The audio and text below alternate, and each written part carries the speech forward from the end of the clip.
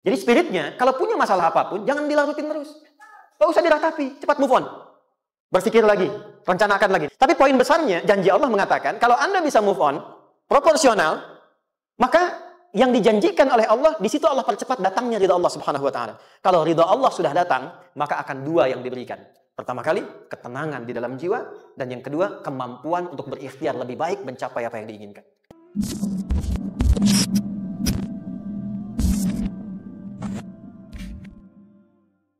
Jadi dalam kehidupan itu tidak akan berjalan sempurna seperti yang ingin kita rasakan. Selalu akan ada perbedaan pandangan. Ya, bahkan dalam kehidupan rumah tangga saja, ya maaf ya, Anda misalnya seorang istri mau ke sini saja mungkin masih bisa beda pandangan. Warna apa untuk jilbab yang dipakai? Ya, dengan suami bisa berbeda. Papa, bagus yang mana ya? Hijau atau kuning? Ah, kayaknya yang hijau deh gitu kan? Enggak, kayaknya kuning deh gitu kan? Masih mending ada dua pilihan. Begitu dipakai, pink. Bisa berbeda, anak bisa berbeda. Jadi kesan pertama yang ingin dibangun bahwa dalam kehidupan sudah pasti akan ada keragaman pandangan. Dan yang kedua, yang tidak normal, keragaman pandangan itu boleh jadi melahirkan tindakan-tindakan yang kontraproduktif. Mungkin akan mendapatkan celaan. Allah dicela, malaikat dicela, Rasul dicela, Nabi dicela, sahabat dicela, tabi'in dicela, ulama dicela. Kita siapa yang mungkin belum menjadi bagian dari orang-orang itu dan ingin bebas dari celaan? Itu mustahil. Jelas sampai sini? Jadi kalau mendapatkan celaan, berbahagialah, berarti kehidupan kita normal. Jelas? Pernah mendapatkan celaan dalam hidup? Halo? Pernah disoal oleh orang lain? Pernah direndahkan oleh orang lain? Nah, Allah tuh memberi kesan kepada kita, jangankan engkau Rasul yang paling mulia saja pernah mendapati itu. Tapi bagaimana seni mendapatkan ketahanan sehingga dalam dicela pun tetap tenang. Dalam disoal pun tetap hatinya nyaman. Karena ketenangan itu yang membawa pikiran tenang dan tindakan yang terukur. Dan kadang-kadang ketenangan itu lebih penting bahkan dibandingkan dengan harta yang berlimpah. Seringkali saya berikan perbandingan dari sejak dulu kita belajar kan. Coba pilih mana? Saya yakin masih konsisten. Pilih mana? Kaya tapi gelisah atau miskin tapi tenang. Tidak boleh ada pilihan ketiga, saya tahu itu. Kaya tapi gelisah atau miskin tapi tenang. Pilih mana? Ya saya tahu lah. Kaya tapi tenang. Oke, di fase ini wahyu belum turun. Nabi sudah ngajar, turun wahyu, turun al-ala, turun beberapa surah. Tiba-tiba ada masa jeda, wahyu belum turun. Sepekan belum turun. Sebulan belum turun. Disitulah muncul seakan ada amunisi bagi orang-orang yang tidak senang dengan Nabi, tidak senang dengan ajakan Nabi pada kebaikan. Ini poin yang kedua. Kalau Anda berbuat baik, pasti ada tantangan. Ingat ya, kalau Anda berbuat baik, apapun itu, pasti ada tantangan. Yang menguji konsistensi kebaikan itu apakah serius untuk dilakukan atau tidak. Maka mulai muncul tuduhan. Lihatlah Muhammad dari tinggalkan sama Tuhannya. Itu Muhammad udah gila tuh, naik turun bukit, naik turun lagi, kayak orang bengong. Muhammad udah ada beban di pundaknya. Jangankan umatnya, Rasulnya saja yang mengklaim Rasul, punya masalah katanya. Ya kan? Dan ditinggalkan Tuhannya, kok masih mau ikut Muhammad? Maka dalam keadaan itulah kemudian, ditunggu, naik turun, turunlah kemudian dua surah sekaligus, surah 93, surah 94, yaitu surah Ad-Duha dan Al-Insyirah.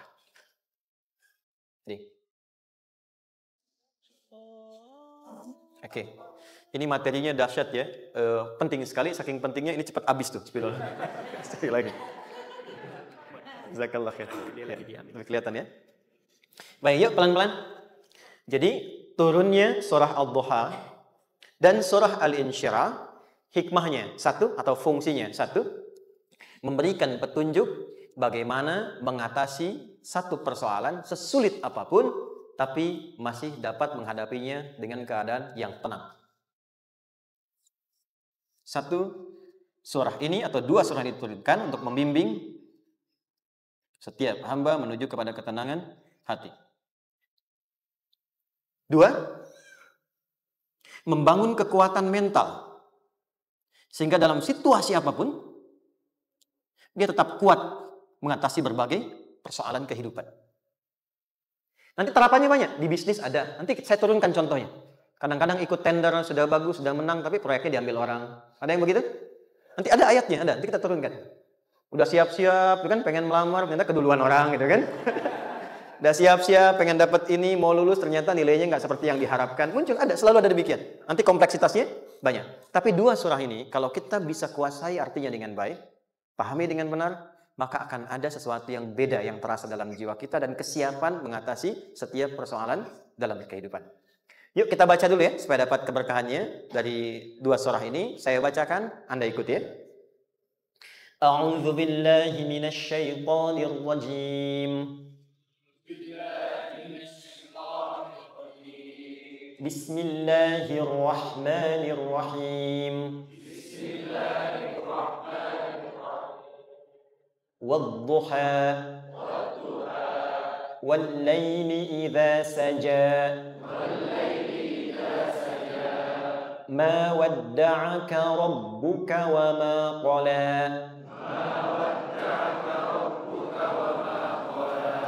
ما ودعك ربك وما قلى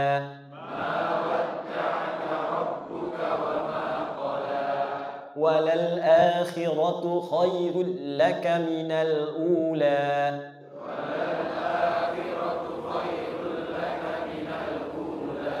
ولسوف يعطيك ربك فترضى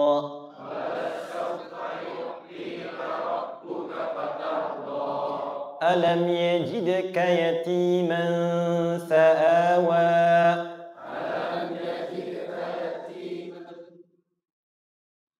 ووجدك ضالا فهدى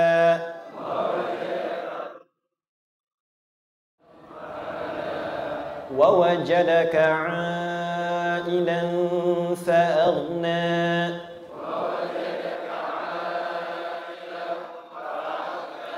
فأما اليتيم فلا تقهر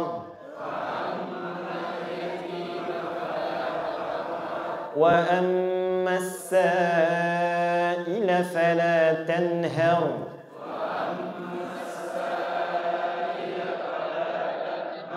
وأما بنعمة ربك فحدث.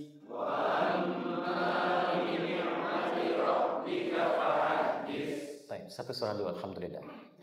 Izin saya bacakan tadi untuk diikuti supaya setidaknya kalau kita pulang dan ditanya bagaimana hidupmu engkau jalani, seperti apa engkau berinteraksi dengan Quran yang telah aku turunkan, maka kita pernah menjawab, ya Allah, kami pernah bacakan itu. Jangan pernah kita berkehidupan sampai wafat dan tidak pernah berinteraksi dengan Quran walaupun sekedar membacanya. Wadduha, aku bersumpah, setiap huruf waw yang berada di awal kalimat di satu surah itu makna utamanya berarti sumpah. Ya, qasam, sumpah. Seringkali diartikan demi, ya. Wal asri, demi masa. Wal fajri, demi waktu fajar. Wal laili, demi malam. Intinya sumpah. Sebentar, pelan-pelan. Kalau Allah menyampaikan sesuatu kepada kita, yakin tidak? Saya ulang, yakin tidak? Serius? Hah? Kalau yakin, kenapa tidak dilakukan? Ya, itu pertanyaan besar ya. Baik, kalau Allah menyampaikan, tidak bersumpah pun, harusnya kita yakin. Tapi kalau Allah bersumpah, dalam kaidah ilmu tafsir, berarti ada sesuatu yang sangat penting.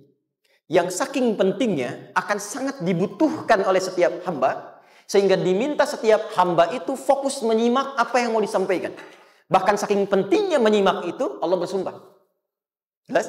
Jadi kalau teman-teman menemukan di Quran ada ayat dibuka dengan sumpah, berarti ada kasih Allah yang tinggi yang akan disampaikan di ayat itu sampai meminta kita fokus untuk menyimaknya. Ad-duha, untuk memudahkan maknanya, teman-teman kalau waktu duha itu jam berapa ya? Oke, sebetulnya dimulai sejak matahari itu mulai naik, yang memantulkan ya atau menyinari cahayanya itu mulai terasa lembut. Ya kalau misalnya kita ambil 1,5 jam setelah subuh. Sekarang subuh 4:30 lah, taruhlah 4:30 ya. 1,5 jam berarti jam 6 kan? Nah itu awal duha tuh. Awal duha. Sampai ke pertengahan kurang lebih 9:30 jam 10. Akhir duha jam 11 sampai menjelang ke zuhur. Awal duhanya disebut dengan syuruk namanya. Syuruk. Jadi syuruk itu awal duha.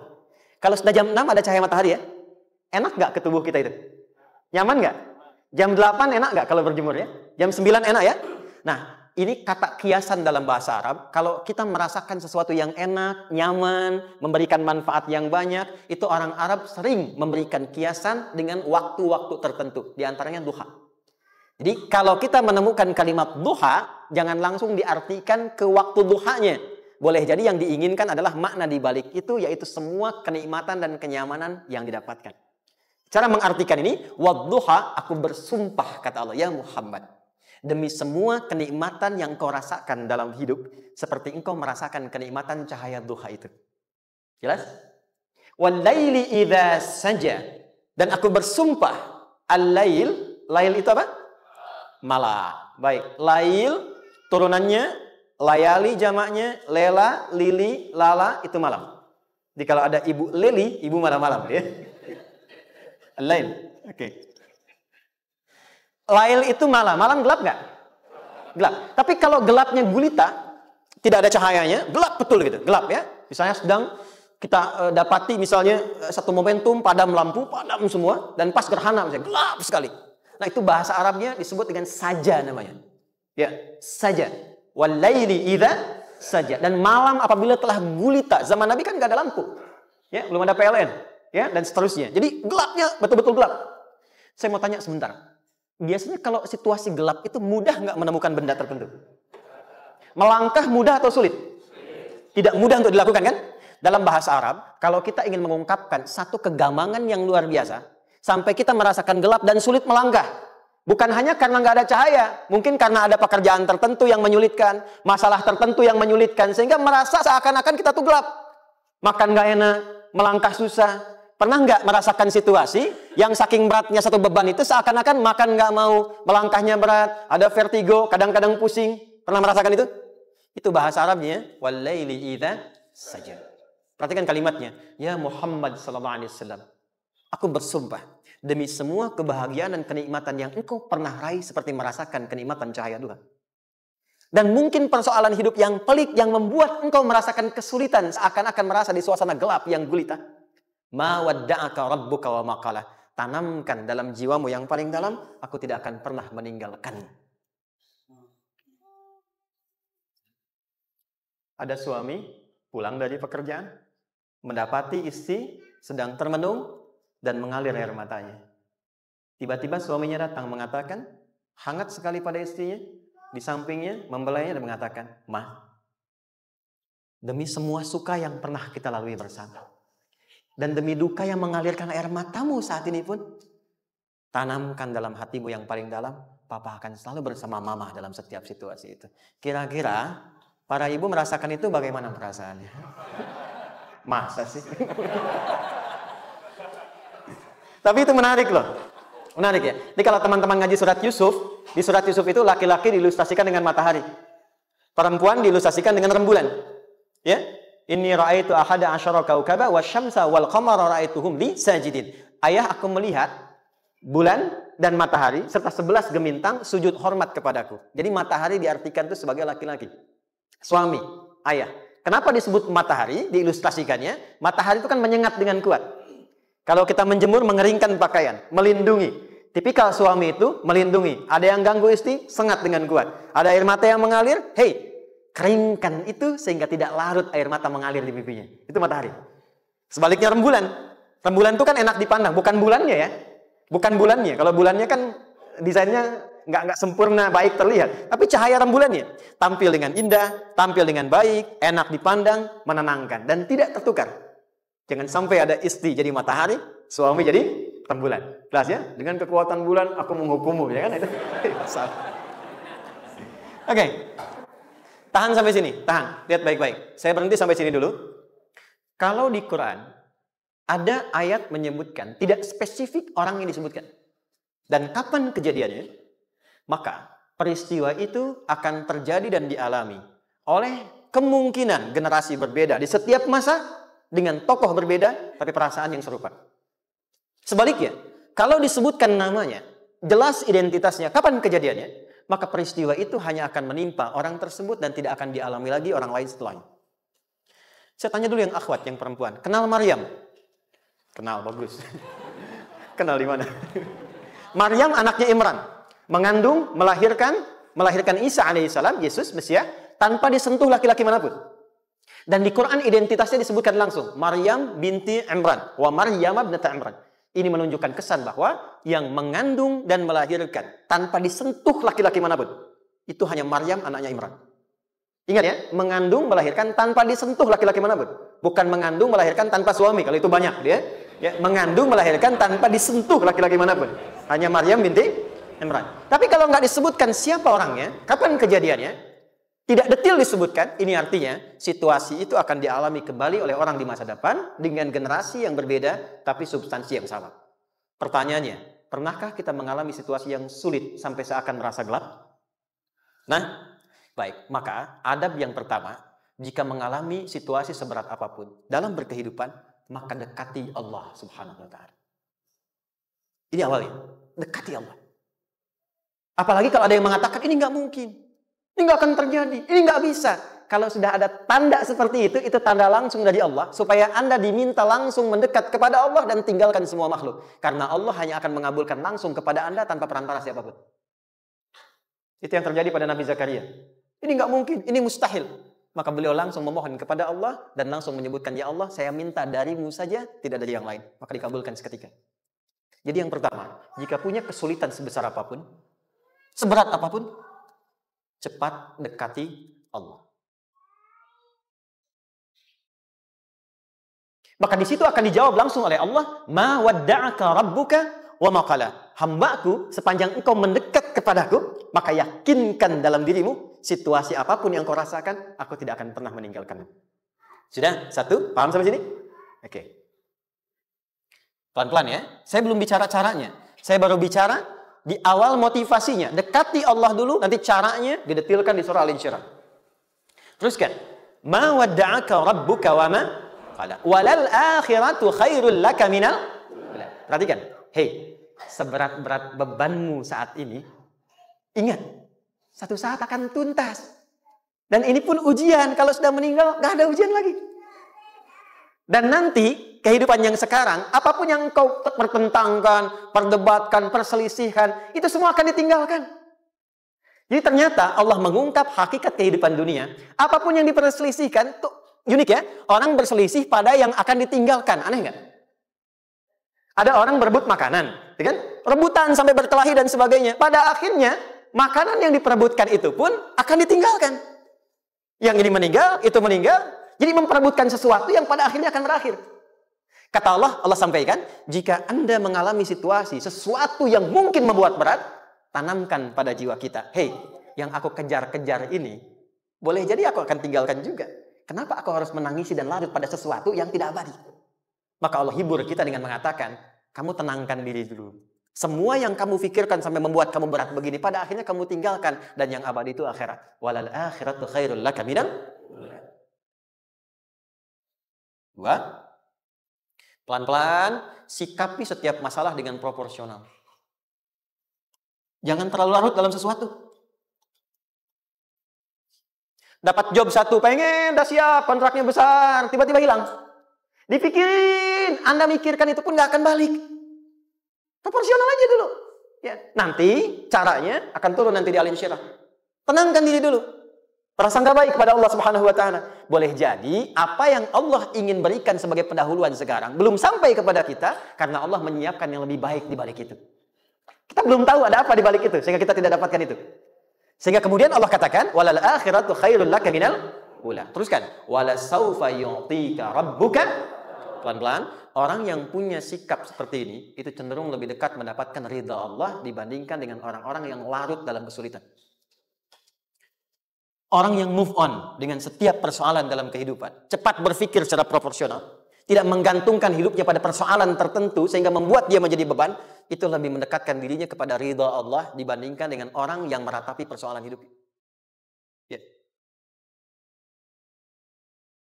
Pelan-pelan. Jadi spiritnya, kalau punya masalah apapun, jangan dilarutin terus. Gak usah diratapi, cepat move on. Berpikir lagi, rencanakan lagi, nanti detailnya ada di Al-Insyirah.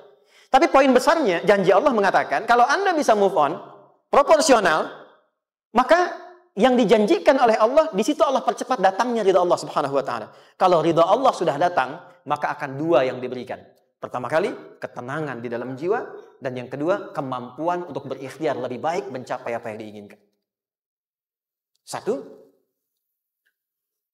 kalau ridha Allah sudah diberikan pada seorang hamba, yang pertama diberikan ketenangan dalam jiwa. Bukan dunianya dulu. Bukan apa yang Anda ingin harapkan dulu. Pengen sesuatu, ya, pengen materi, pengen kedudukan, pengen lulus anaknya ujian, ya kan? Tiba-tiba terjadi sesuatu, diratapin, alih-alih meratap, alih-alih membuat status, alih-alih menyulitkan diri, kata Allah, terima dulu proporsional. Setelah itu dekatkan diri kepada Allah, turun ridha Allah, begitu turun yang pertama diberikan ketenangan kepada Allah. Tenang dulu. Kalau sudah tenang, nanti dibimbing menyelesaikan apa yang sedang dihadapi itu. Itu poin yang ketiga. Pelan-pelan.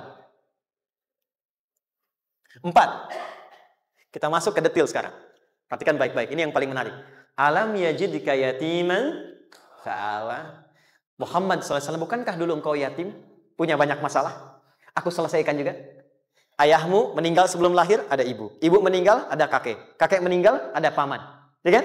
Ada teman yang menemani Sayyidah Khadijah. Teman yang setia. Semua kebutuhan tersedia. Artinya apa? Perhatikan baik-baik. Kalau Anda punya masalah sekarang, jangan sampai melupakan yang dulu-dulu pun pernah tuntas Allah selesaikan. Jadi kalau sekarang sedang punya persoalan, jangan sampai satu masalah ini membuat Anda kehilangan harapan dan kehidupan. Sementara Anda sadar, dulu pun banyak masalah kok selesai juga. Kenapa dengan yang satu ini kita harus jatuh? Sekarang usia berapa? 20, 30, 40, 50. Sekarang usia 50 tahun, ada masalah, baru 5 menit datang, sudah merasa jatuh. Yang 50 tahun ke belakang yang banyak selesai itu kita nilai atau tidak? Maka kata Allah, seperti yang dulu pernah aku selesaikan ribuan masalah itu, yang sekarang pun mudah aku tuntaskan. Jelas? Nah, secara psikologi, orang-orang yang selalu bertindak seperti itu akan selalu punya harapan lebih tinggi untuk menyelesaikan persoalan itu. Jadi kalau sedang punya masalah, pikirkan yang dulu juga selesai, masa yang sekarang nggak selesai. Itu prinsipnya. Secara psikologis demikian. Jelas ya? Oke. Wa wajadaka dhallan fahada. Muhammad, dulu engkau pernah mengalami melihat masyarakat banyak berbuat yang tidak baik, aku berikan petunjuk. Kuncinya fahada di situ. Orang yang punya motivasi kuat dan keyakinan untuk bisa menyelesaikan persoalannya, maka dia akan lebih cepat mendapatkan petunjuk Allah untuk mendapatkan solusi terbaik. Hada, sini. Saya agak cepat ya, mohon izin. Wa wajadaka 'ailan fa'aghna. Bahkan, maaf, bukan sekedar selesai. Kalau perlu saya bikin kaya, kata Allah. Aghna itu kalau ilmunya luas. Kalau harta, hartanya banyak. Kalau kedudukan, kedudukannya tinggi. Hei, engkau yang sedang mengejar kedudukan, aku tahan sebentar karena ada yang nggak bagus untukmu di sini. Tapi kalau kamu terima, aku angkat itu lebih daripada apa yang kamu harapkan. Kamu pengennya bintang 2, aku naikkan sampai bintang 4. Kalau perlu 5 sekalian. Hei, kamu yang ingin kampus di sini, aku tahan, bahasa kamu nggak lulus, kamu nangis, kamu mengadu, kamu datang pada orang tuamu. Orang tua mulai protes, mulai curhat, macam-macam. Terima dulu. Mungkin di sini ada yang tidak baik, seperti doa ibumu yang sering memohon, ya Allah. Jangan sampai anakku berbuat yang salah. Jangan sampai terjebak narkoba. Jangan sampai terbawa tawuran. Di sini ada yang kurang tepat untukmu. Kalau kamu ridha, kamu terima, kamu proporsional, bahkan aku pindahkan ke kampus yang lebih baik yang tidak kamu bayangkan sebelumnya. Di orang-orang yang selalu menerima apa yang Allah ujikan, dan ridha dengan itu, maka Allah akan angkat derajatnya bahkan melebihi ekspektasi dirinya. Paham? Kalau sudah seperti itu, maka lihat ujung ayatnya. Lihat ujung ayatnya.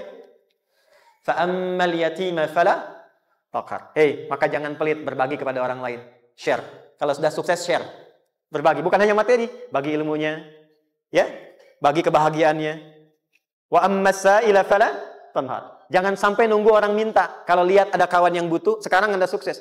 Tapi boleh jadi kesuksesan Anda itu tangganya dari teman-teman Anda. Kalau sudah teraih ke atas, lihat lagi anak tangganya ke bawah. Ajak teman. Jangan ditunggu minta. Ajak, bawa dia, berikan peluang. Jangan sampai dia minta, apalagi Anda bentak-bentak. Aku kan yang dulu bantu kamu. Jangan sampai keluar kata-kata itu. Kamu bisa naik di atas karena aku kan yang dulu bantu kamu. Kamu bisa jadi pemeran utama karena aku yang rekomendasikan. Karena aku yang dorong kamu. Misal, jangan sampai keluar kata-kata itu. Apalagi langsung keluar tidak. Ini karena ilmuku saja misalnya. Kalau itu bisa dilakukan dengan baik. Lihat ujungnya. Wa amma bi ni'mati rabbika fahaddits. Maka semua nikmat yang dirasakan, akan mudah untuk diimplementasikan dan disyukuri. Jadi semua nikmat itu bukan cuma dirasakan. Jadi membagi semua nikmat itu adalah rasa terbaik untuk menikmatinya. Maaf ya, Anda kalau punya makanan, dimakan sendiri. Dengan dibagi sama-sama, kira-kira rasa nyamannya yang pertama atau yang kedua? Kedua. Makan sendiri, enaknya sendiri kan? Tapi ketika ada teman berbagi dan tahu, oh enak ya, nyaman ya, ada kebahagiaan, ada ngobrol, ada tertawa, ada kebersamaan, itulah inti nikmat yang sesungguhnya. Wa amma bi ni'mati rabbika, ternyata masalah yang diberikan bukan ingin memberikan beban, tapi ujungnya, endingnya supaya Anda bisa mendapatkan nikmat berkualitas yang bisa dibagi. Dilihat surat Ad-Duha itu jangan cuma lihat awalnya, lihat ujungnya. Ternyata ketika seseorang mendapat masalah, seberat apapun, itu bukan ingin membebani, tapi ingin meningkatkan kualitas hidupnya supaya mendapatkan nikmat yang lebih besar dan merasakan nikmatnya itu dengan berbagi. Itu poinnya. Jadi kalau sampai sini kita paham, dan kita beri nama misalnya dengan fikih ujian, jadi kalau desain ujian ini, sistematikanya kita pahami, maka tidak ada alasan untuk mengeluhkan persoalan. Jadi melihat masalah itu bukan sebagai beban, pada akhirnya melihatnya sebagai tangga untuk mencapai kebahagiaan. Jelas sampai sini? Baik, kalau sudah seperti ini ingin punya masalah atau tidak ingin punya masalah? Tidak. Ingat ya, jadi kalau anak pulang bawa masalah, dilihatnya jangan beban. Oh, Allah ingin menaikkan kualitas pada anak saya, yang dengan itu menjadikan ia mendapatkan nikmat yang belum pernah didapati.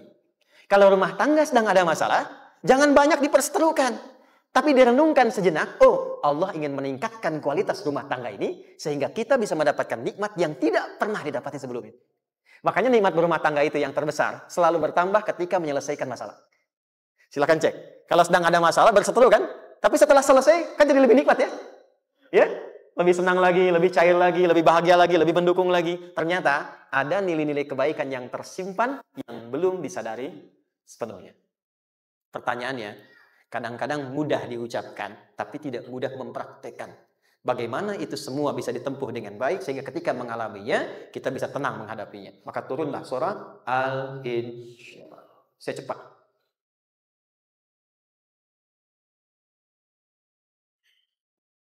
Teman-teman, ini apa? Kelas ya? Baik, pelan-pelan sedikit. Kira-kira volumenya besar kecil? Kecil ya? Baik. Kalau saya bandingkan dengan gayung, volumenya besar mana? Gayung ya? Baik. Kalau ini saya perlebar, sehingga bisa memasukkan apapun ke dalamnya, itu bahasa Arabnya disebut dengan insyirah namanya.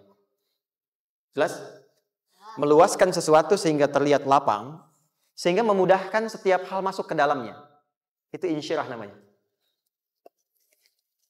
Surah ini diberi nama dengan surah Al-Insyirah, yang berarti sesuatu yang lapang, yang tenang, yang nyaman. Yang diharapkan dengan keadaan hati yang lapang, nyaman, tenang itu, segala persoalan yang dihadapi dalam kehidupan akan mudah diterima dan tidak berdampak besar dalam menyikapinya.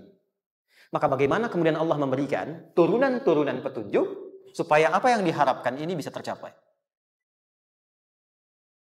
Satu, izin mengilustrasikan, saya kasih cerita sebentar. Ada seorang anak muda, kisah ini sangat viral, hampir setiap kita bisa mendapatinya. Datang kepada seorang kakek tua di sisi danau yang jernih sekali airnya. Dia berkeluh kesah tentang persoalannya. Dia katakan, saya punya masalah begini. Berat sekali terasanya. Kakek itu kemudian permisi, dia hanya membawa 2 genggam garam. Kemudian beliau bawa 1 gelas, ilustrasinya seperti ini.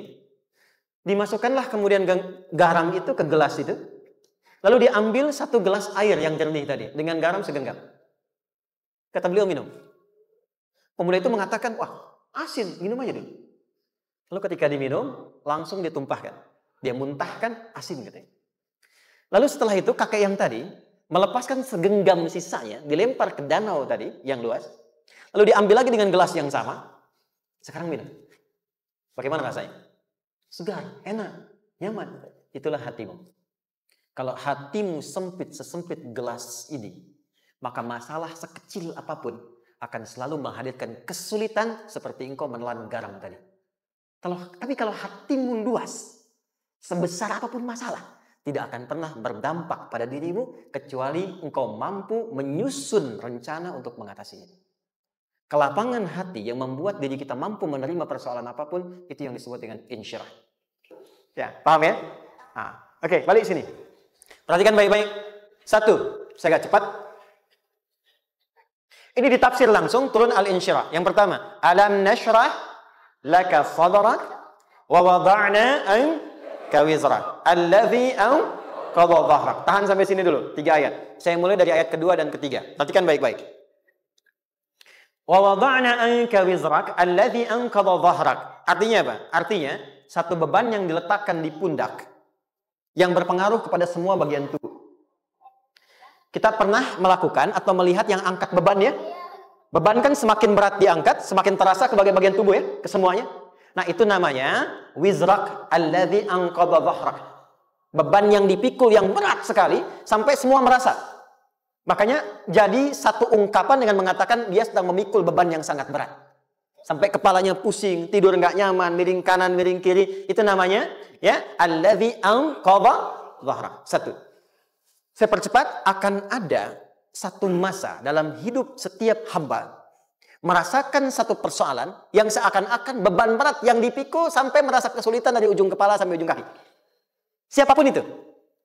Jujur ya, setiap kita tanyakan pada diri sendiri. Setiap kita yang ada di sini, saya yakin pasti pernah atau bahkan akan mengalami satu peristiwa yang merasakan beban berat sampai seakan-akan ujung kepala sampai ujung kaki merasakan sakitnya. Ada yang sudah mengalami atau bahkan nanti akan ada yang melalui. Perhatikan baik-baik. Teruskan ayatnya. Wa rafa'na laka. Perhatikan. Kalau ada yang sedang merasakan itu, yakinlah kata Allah, pada saat itu sesungguhnya Allah sedang mengangkat derajatnya dan meningkatkan kualitas hidupnya untuk mencapai sesuatu yang istimewa yang belum pernah diraihnya. Dari sini kita buat persamaan. Ujian. Perhatikan. Berbanding lurus dengan harapan. Banding lurus dengan solusi nanti pada akhirnya. Fokus. Lulus di sini, insya Allah setiap persoalan akan lebih mudah untuk diatasi. Ujian, seberat apapun yang sedang kita alami, tidak akan pernah diberikan kepada kita oleh Allah, kecuali ternyata hikmahnya untuk mengabulkan harapan-harapan besar yang sebetulnya kita mintakan. Jujur ya, setiap kita kan sering punya permohonan ya, sering berdoa ya. Ya Allah minta ini, minta itu, minta ini, minta itu, gitu kan? Nah, cara Allah mengabulkan harapan kita itu, yang pertama, jalurnya lewat ujian. Karena semua kesuksesan itu, desain dasarnya adalah melewati ujian. Coba, anak-anak kita yang sedang sekolah itu, apa mungkin diwisuda dengan penuh kebahagiaan kalau nggak mengalami ujian? Lewat ujian dulu kan? Dia belajar dulu, ujian dulu, ngatasin soal dulu, lulus, baru wisuda. Apakah mungkin akan dapat IPK 4 yang diharapkan kalau tidak mengalami ujian? Belajar dulu, ya kan? Ada waktu, sempat dia bangun malam, siang, dan seterusnya belajar, keringat, dan sebagainya. Baru bahagia kan? Dan ternyata belajar itu untuk diwisuda. Sebab kalau kita tidak belajar, mustahil dapat wisuda. Kalau tidak lewat ujian, mustahil dapat ijazah.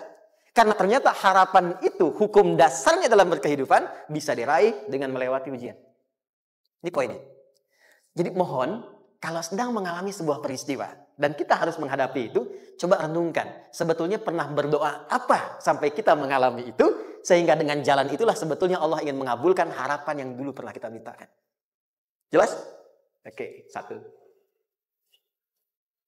Yuk, turunkan rumus ya pelan-pelan. Quran surah kedua ayat 286. Ini kesini dulu, baru nanti kita balik lagi. 2 Al-Baqarah ayat 286.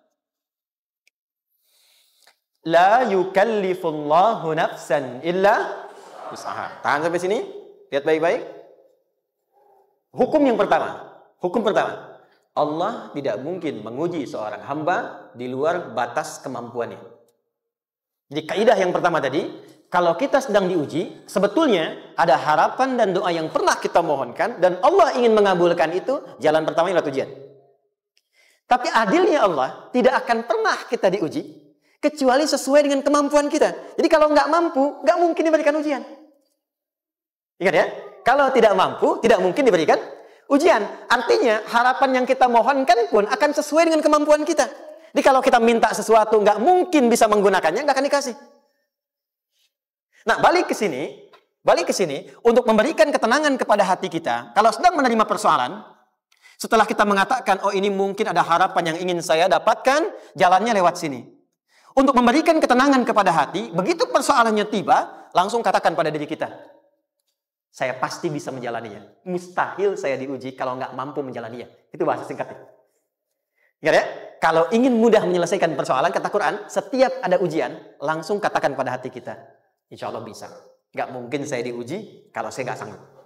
Jelas? Dan tanamkan itu pada hati yang paling dalam. Ini nggak mudah. Kalau cuma disimpan di pikiran, jadi beban.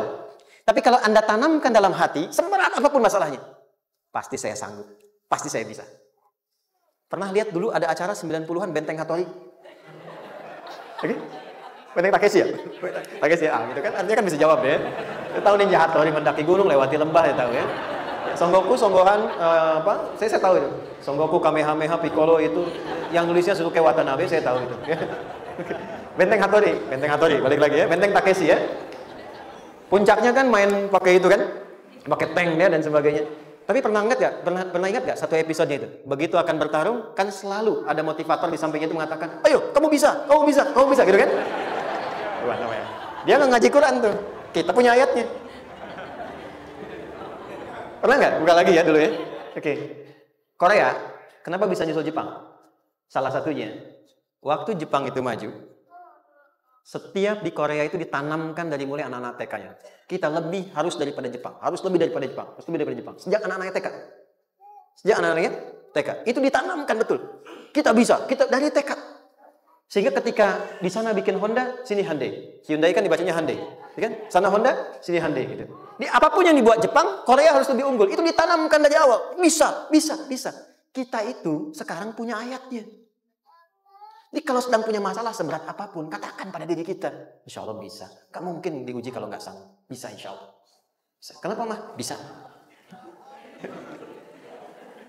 Jelas? Oke. Sudah di situ teruskan. Lanjutkan. Warafa'na laka dzikra. Teruskan. Fa inna ma'al usri. Nah, ini poin terbesarnya. Fa inna ma'al usri yusra. Fa huruf yang menunjukkan sesuatu berlangsung dengan cepat. Inna di ilmu nahwunya berbunyi begini di gramatikal bahasa Arab. Harfu nasbin wa taukidin tansibul isma wa tarfa'ul khabara mabniyun 'alal fathi la mahalla lahu min al-i'rabi. Paham? Tidak. Inna huruf yang digunakan untuk menguatkan informasi agar ditancapkan ke dalam hati sekuat-kuatnya dan jangan pernah ragu. Jadi kalau orang Arab tuh nancapkan tongkat begini dan kuat, tidak goyah, itu nasab namanya. Nasabar rajula asahu fil ardi. Inna ini harfu nasab. Jadi kalau ada di Quran dibuka informasinya dengan inna, maksudnya begini, hei, tancapkan informasi dalam hatimu dengan kuat, jangan pernah ragu. Yakinkan pada dirimu. Apa yang harus diyakinkan? Ma'al usri yusra. Inna ma'al usri yusra. Usrun sama dengan yusrun. Mari ke sini. Oke. Apa artinya usrun? Sulit. Oke. Sulit itu ada dua. Ada sa'bun, ada usrun. Kalau kesulitan yang relatif, kata si A sulit, si B mudah, itu sa'bun namanya. Contoh, kata si fulan, bahasa Jepang susah. Padahal kata yang lain tidak. Saya ke Jepang, anak-anak kecil begini bisa bahasa Jepang gitu kan? Bagi mereka mudah gitu ya. Saking mudahnya gitu. Kata shiwa gitu. Anak-anak kecil, bagi mereka mudah, bagi kita belum tentu. Itu sa'bun. Inna lughatal yabaniyya sa'bah. Relatif. Tapi kalau kesulitan yang sifatnya mutlak, semua orang mengatakan sulit. Maaf, bawa mobil, sulit atau mudah? Bukan mengendarai ya, bawa mobil, bawa. Sulit ya? Sulit ya? Baik, sepakat sulit semuanya. Nah, itu dalam bahasa Arab dikenal dengan usrun. Kesulitan yang semua sepakat bahwa itu susah. Sulit, semua sepakat. Dan ketika ada orang bicara, aku sedang punya masalah begini. Semua mengatakan, wah itu nggak mudah, itu nggak mudah. Itu usrun namanya. Lawannya, kemudahan yang relatif disebut sahlun. Tapi kemudahan yang semua sepakat bahwa itu mudah, itu yusrun namanya. Mengangkat spidol. Semua mengatakan mudah, ringan. Itu yusrun namanya. Perhatikan, Allah tidak memasangkan sa'bun dengan sahlun, tapi memasangkan usrun dengan yusrun. Orang-orang yang punya keyakinan kuat, setiap persoalan itu akan selesai. Dan dia mengatakan pada dirinya, aku bisa melewatinya. Maka, perhatikan kalimatnya kata Quran. Inna ma'al usri yusran. Sesulit apapun masalah yang sedang dia alami, maka Allah akan datangkan solusi semudah-mudahnya yang bisa dia nikmati. Dengan kata lain, kalau kita bawa ke bahasa psikologi, kalau sedang menghadapi persoalan seberat apapun, selain kita mengatakan, ini pasti bisa saya lalui, saya insya Allah sanggup mengatasinya, katakan pada diri kita, ini pasti selesai. Pasti ada solusinya, pasti mudah. Katakan, walaupun memang solusinya belum datang, tapi tenangkan pada diri kita dengan mengatakan, inna ma'al usri yusra. Bahasa psikologinya, katakan pada diri kita, ini pasti selesai. Gak mungkin gak selesai, pasti ada solusinya, pasti mudah. Itu lebih memberikan harapan pada diri kita untuk menuntaskan persoalan dibandingkan dengan meratapinya. Jelas? Teruskan. Fa inna ma'al usri. Kalau masih ragu kata Allah, katakan lagi sekali lagi. Sampai hati kita merasa nyaman. Jadi kalau sedang punya persoalan seberat apapun, tanamkan pada diri kita, pasti selesai. Belum nampak, insya Allah pasti selesai. Gak mungkin diuji kalau gak ada solusi. Itu lebih memberikan harapan. Setelah itu, fa'idha faraghta, mitigasi masalahnya. Mitigasi persoalannya. Tuliskan. Ini masalahnya apa? Rumah tangga. Apa saja misalnya. Dia ada suami, ada istri, ada anak-anak. Masalah ada di mana? Kadang-kadang menangnya jadi kusut karena satu-satu nggak segera diselesaikan. Maka kata Al-Quran, fa'idha faraghta. Satu-satu mitigasi dulu. Satu masalah di sini. Lihat di suami. Lihat di istri. Kalau pekerjaan, masalahnya apa? Sebelum bercabang kemana-mana, petakan. Apakah rekanannya? Apakah relasinya? Apakah kemampuannya? Apakah manajerialnya? Apakah marketingnya? Mitigasi, kotaki semua, selesaikan satu-satu. Setelah itu, apa yang dilakukan? Wa ila rabbika, tawakal sepenuhnya kepada Allah untuk menentukan hasilnya. Tawakal itu yang paling mahal.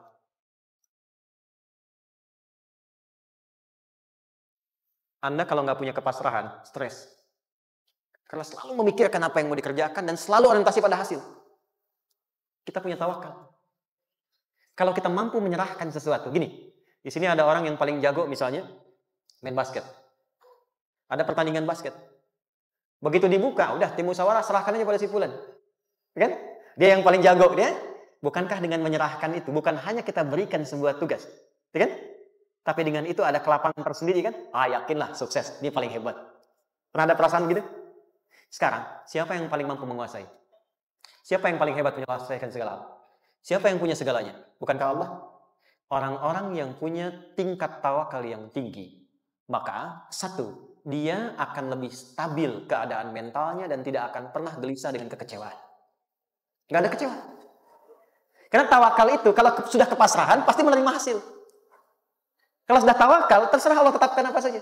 Mau dapat sekarang, dapat besok, dapat nanti.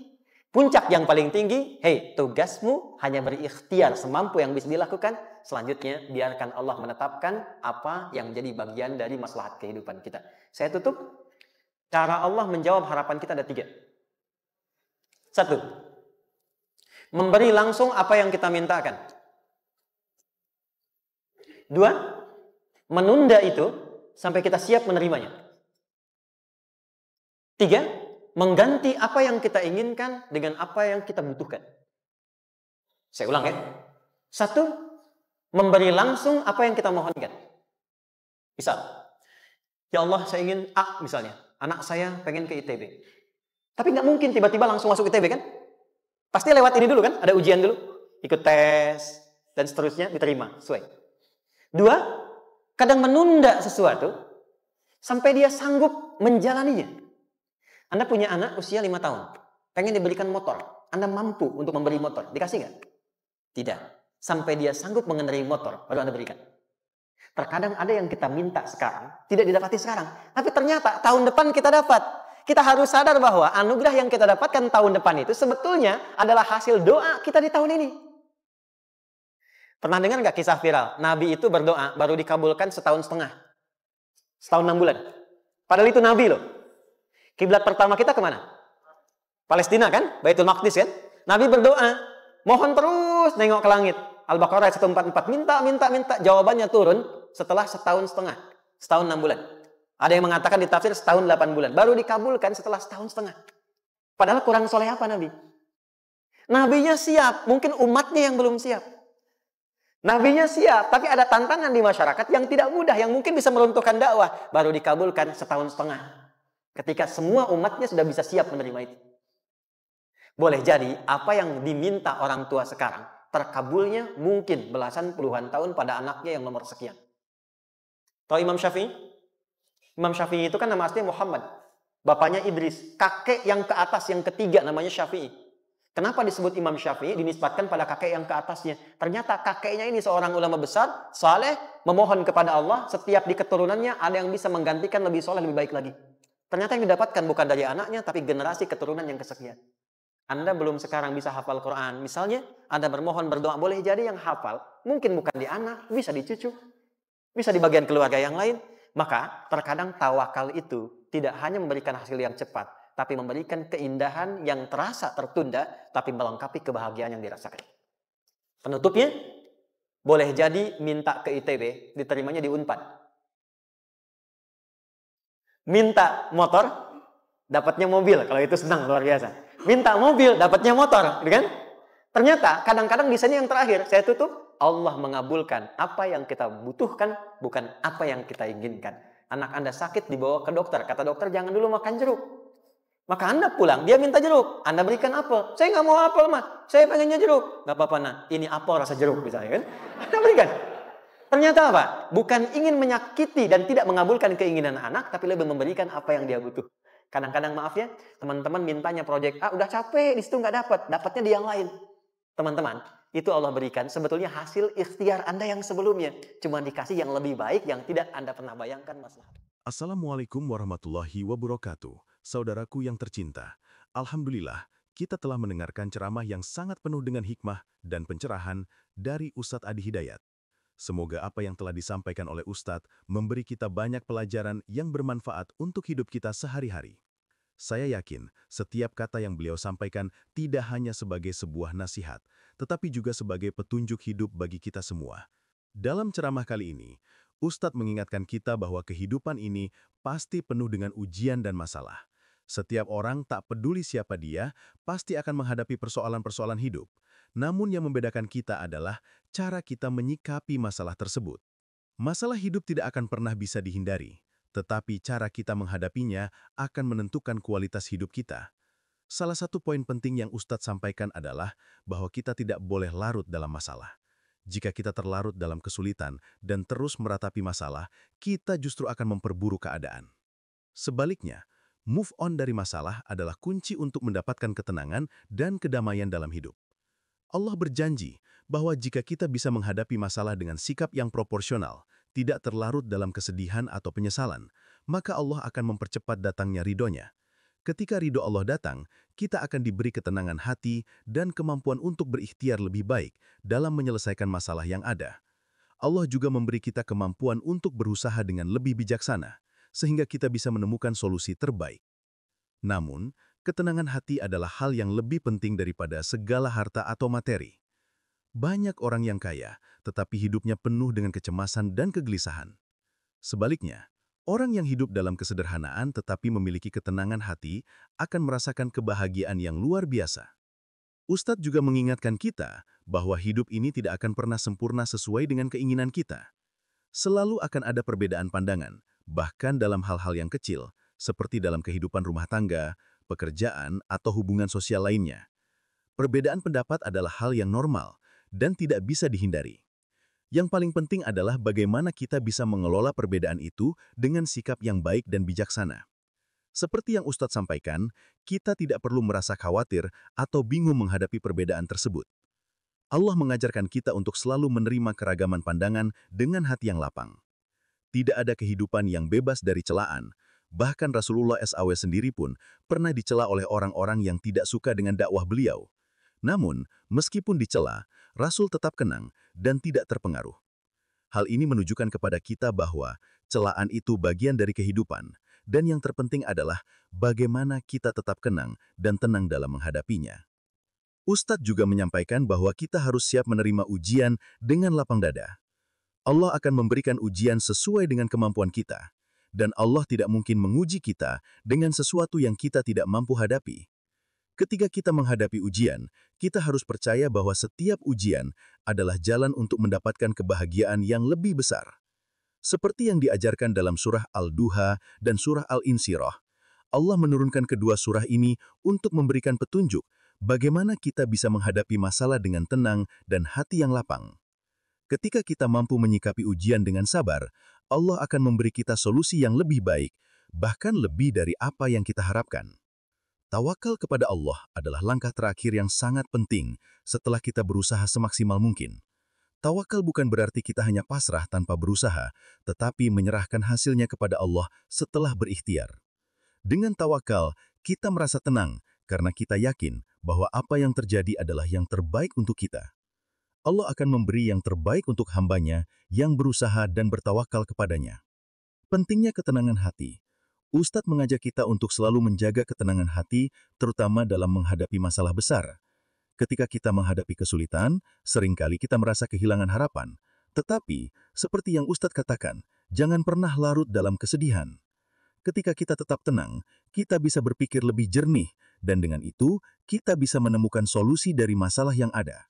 Ketenangan hati adalah kunci untuk mendapatkan petunjuk Allah, sehingga kita bisa lebih mudah mengatasi persoalan.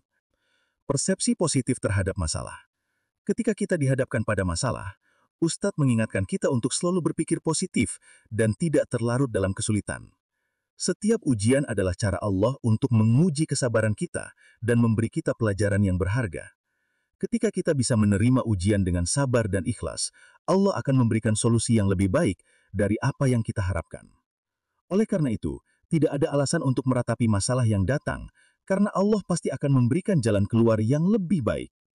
Kesabaran dan keyakinan dalam menghadapi setiap ujian. Ustadz juga menekankan pentingnya kesabaran dan keyakinan dalam menghadapi setiap ujian. Ketika kita mengalami kesulitan, kita harus yakin bahwa Allah tidak akan memberikan ujian yang tidak mampu kita hadapi.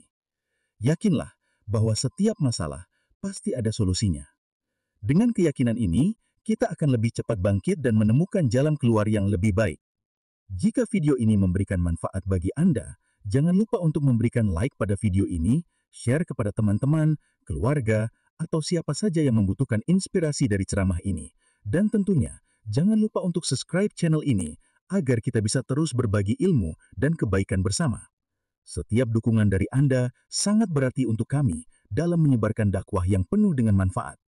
Dan yang tak kalah penting, mari kita bersama-sama berdoa untuk Ustadz Adi Hidayat di kolom komentar. Semoga Allah selalu memberikan beliau kesehatan, keberkahan, dan kekuatan dalam setiap dakwah yang beliau sampaikan. Amin. Semoga apa yang telah kita pelajari hari ini bisa diterapkan dalam kehidupan kita sehari-hari dan membantu kita menjadi pribadi yang lebih sabar, lebih ikhlas, dan lebih dekat dengan Allah. Ingat, masalah apapun yang datang, yakinlah bahwa Allah tidak akan memberikan ujian yang tidak mampu kita hadapi. Sampai jumpa di video berikutnya. Wassalamualaikum warahmatullahi wabarakatuh.